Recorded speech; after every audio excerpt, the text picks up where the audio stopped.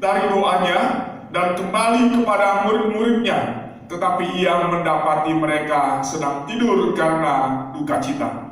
Katanya kepada mereka, "Mengapa kamu tidur? Bangunlah dan berdoalah, supaya kamu jangan jatuh ke dalam pencobaan." Demikian firman Tuhan yang menjadi perenungan kita pada malam hari ini.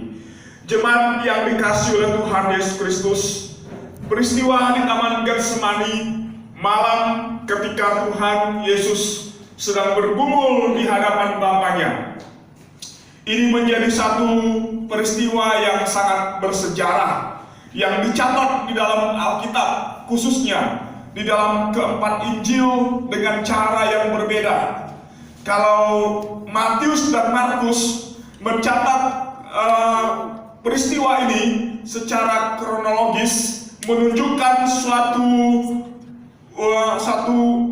urutan yang dilakukan oleh Tuhan Yesus di dalam doanya di Taman Getsemani itu, yaitu dikatakan oleh Markus dan Lukas bahwa Tuhan Yesus berdoa sebanyak 3 kali untuk doa yang sama yang dia ucapkan, yang dia naikkan kepada Bapaknya.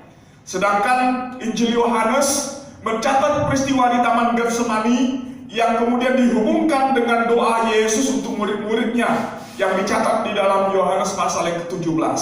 Sedangkan Lukas sebagai penulis yang ketiga dari Injil yang ada di dalam Alkitab mencoba untuk melihat setting ataupun latar belakang yang lain dari peristiwa yang ada di Taman Getsemani, yaitu di mana Lukas sedang menekankan suatu pergumulan yang begitu besar yang sedang dihadapi oleh Tuhan dan Juru Selamat kita ketika dia sedang berdoa di Taman Getsemani.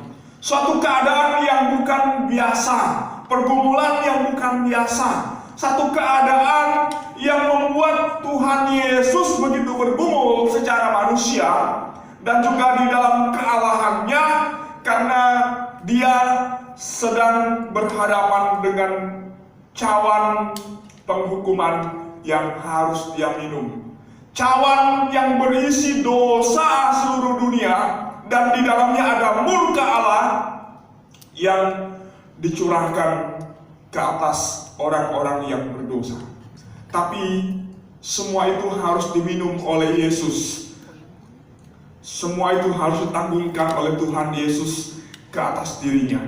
Nah, Bapak, Ibu, dan Saudara yang dikasihi oleh Tuhan Yesus Kristus, kalau kita memperhatikan apa yang dikatakan oleh Lukas di dalam peristiwa ketika Yesus sedang berdoa di Taman Getsemani ini, saya melihat suatu pergumulan seorang anak Allah di hadapan Bapaknya yang kudus, karena dia berdiri sebagai seorang pembela di hadapan Bapaknya bagi orang-orang yang dikasihinya, tapi juga sekaligus berdiri sebagai terdakwa yang sedang didakwa oleh karena dosa yang dilakukan oleh seluruh isi dunia ini. Maka di dalam pergumulan itu kita melihat Yesus berada di dalam satu kondisi yang digambarkan oleh Lukas sedang dalam ketakutan, satu ketakutan yang menggambarkan adanya rasa takut yang luar biasa di dalam diri Yesus, karena dia sedang berada sebagai seorang musuh di hadapan Bapaknya, karena dilihat sebagai seorang yang terdakwa oleh karena penghukuman dosa yang harus dia tanggungkan ke atas dirinya. Tapi Bapak, Ibu, dan Saudara yang dikasihi oleh Tuhan Yesus Kristus, kita melihat satu teladan yang mau kita contoh melalui pribadi Yesus pada malam hari ini. Seorang Allah, seorang Bapa, seorang anak di hadapan Bapaknya sebagai seorang yang sedang didakwa, berdiri di hadapan hakim yang adil dan benar itu, tapi dia menunjukkan satu keteguhan hati yang sangat luar biasa. Dan Lukas mencatat itu dengan mengatakan apa? ketika dia sedang dikuasai oleh ketakutan itu, dia makin sungguh-sungguh berdoa.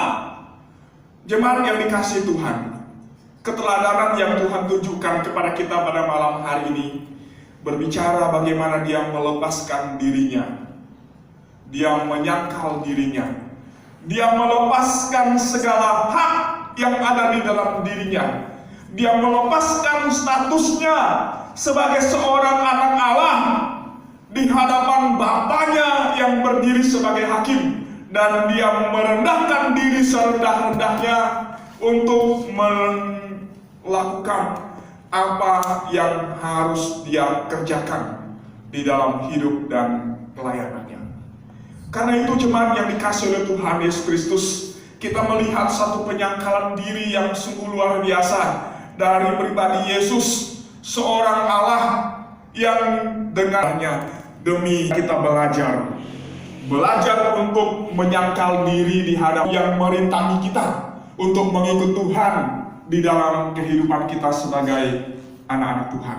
Maka yang menjadi pertanyaan bagi kita pada malam hari ini adalah, dari contoh teladan yang Tuhan lakukan, yang Tuhan berikan bagi kita, maka yang kita perlu ambil dalam hidup kita adalah, apakah kita sebagai orang yang telah menerima anugerah keselamatan itu, kita sungguh belajar melepaskan diri kita, melepaskan aku kita, dan kemudian berdiri di hadapan Bapa dan berkata, "Ya Tuhan, aku siap untuk melakukan apa yang menjadi kehendak-Mu dalam hidupku. Sehingga bukan aku lagi, melainkan Kristus yang hidup di dalam aku. Itulah yang dimuliakan dan ditinggikan di dalam semuanya."